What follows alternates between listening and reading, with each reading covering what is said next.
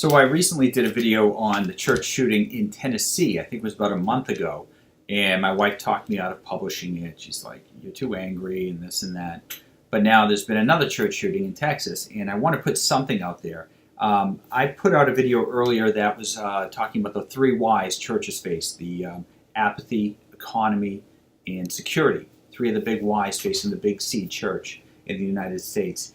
And security is obviously a big one. We're living in an age where church shootings are becoming more common. So what do churches do? They need to simply put something in place. They don't need to spend exorbitant amount of hours working on this. Find a cop that, something as simple as finding a cop that's a church member, ask him to carry, and sit in the back row. Done. Put something in place. This is so sad what happened in Tennessee, and so sad what happened in Texas. And it just makes me want to cry that you have a church shooting and the cops are 10 minutes away, and the amount of damage that can be done in that time is insane.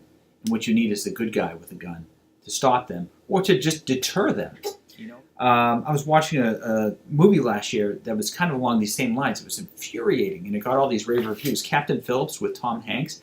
It was like the dumbest scenario for a movie I've ever seen. And the sad part is it was based on a true story. So you have all these terrorists trying to attack this cargo ship out in the ocean, and Captain Phillips, the captain of the ship, has like his staff in the boiler room cowering in the corner, and he's trying to fend them off with a fire hose from the deck. And I'm so embarrassed watching this that this guy has been basically defanged to the point where he can't defend himself. So the terrorists come on board the ship, and at the end, the United States spends millions and millions of dollars to send battleships out there and Navy SEALs jumping out of the air to land in the ocean to climb on the ship so they can get snipers set up to shoot out the bad guys. And I'm like, this is so pathetic that it's come to this. That had the guy had a gun on the ship, he could have fired some warning shots, and the terrorists would have gone to a weaker target, and no one would have been hurt.